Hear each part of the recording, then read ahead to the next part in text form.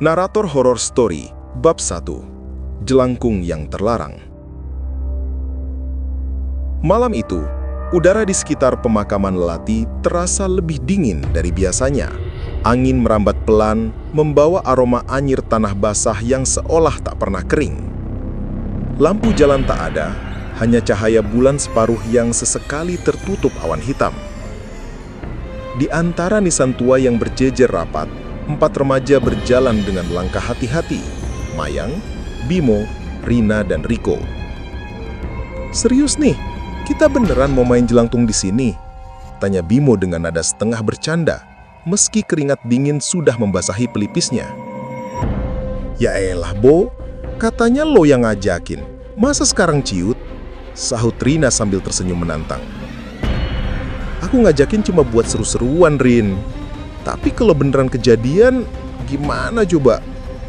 Bimo melirik ke arah pepohonan tinggi di pinggir makam, seolah ada mata yang mengintai dari balik gelapnya daun. Mayang diam saja. Sejak tadi ia merasa tidak nyaman. Ada sesuatu yang berbeda malam itu. Sesuatu yang hanya bisa ia rasakan.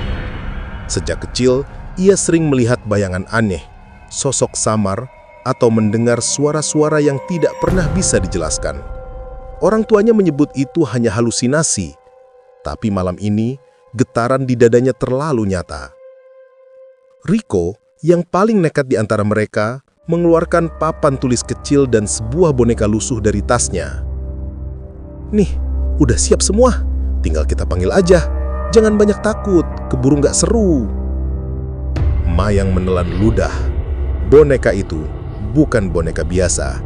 Bentuknya menyeramkan. Rambutnya kusut, matanya hanya sebelah yang utuh, seolah ada sesuatu yang sudah lama tinggal di dalamnya. Tapi Riko tetap meletakkannya di atas papan dengan penuh percaya diri. "Jelangkung, jelangkung, datang tak dijemput, pulang tak diantar." Suara mereka bergema hampir bersamaan, kecuali Mayang yang hanya berbisik lirih. Ia merasa kata-kata itu seperti memanggil sesuatu yang seharusnya tidak disentuh. Awalnya tak ada yang terjadi. Angin berhenti berhembus dan keheningan menggantung tebal. Tapi tiba-tiba, boneka itu bergerak sedikit.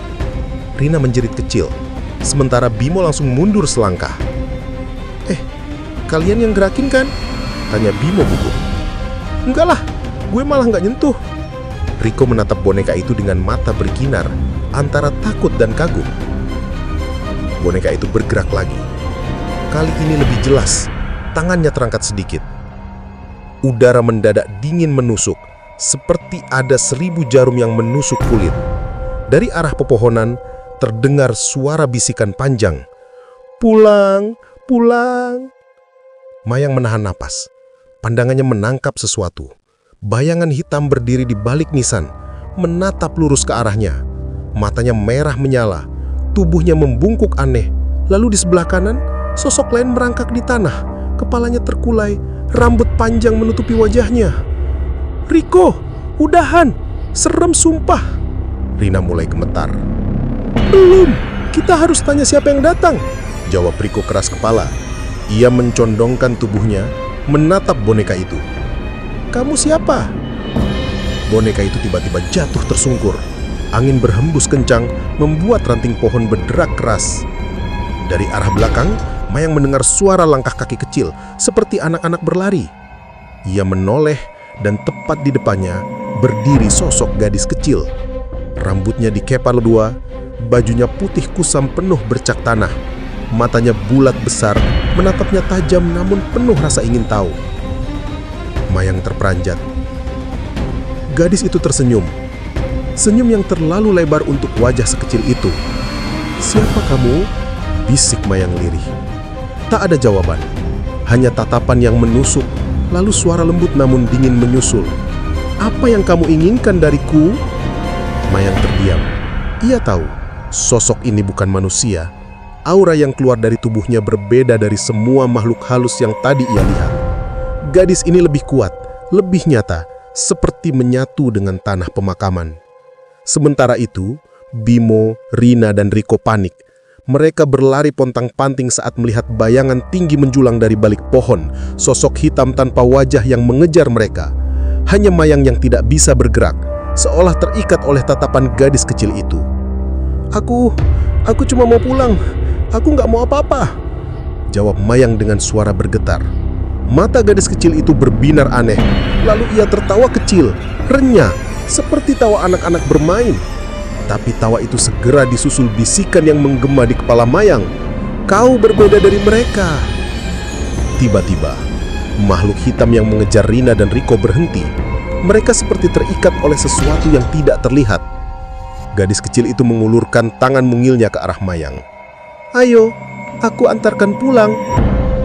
Mayang ragu, tapi sebelum ia sempat menolak, dunia di sekitarnya berubah. Suara tangisan hilang, bayangan menguap, dan angin kembali normal. Hanya ada ia, gadis kecil itu, dan jalan keluar dari pemakaman. Mereka berjalan berdampingan. Mayang mencoba mencari kata, sementara gadis kecil itu bersenandung riang seolah semua kejadian menyeramkan barusan hanyalah permainan. Siapa namamu?" tanya Mayang akhirnya. "Orang-orang memanggilku Sri Kandi," jawabnya dengan nada misterius. Senyumnya lebar, tapi matanya menyimpan sesuatu yang gelap. Mayang tercekat. Ia tahu nama itu. Ia pernah mendengar desas-desus tentang seorang roh anak kecil di pemakaman Melati yang sering memberi harta kepada orang yang berani meminta dengan syarat tertentu.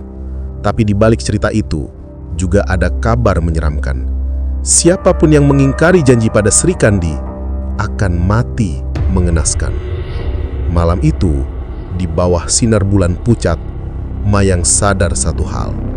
Hidupnya tak akan pernah sama lagi.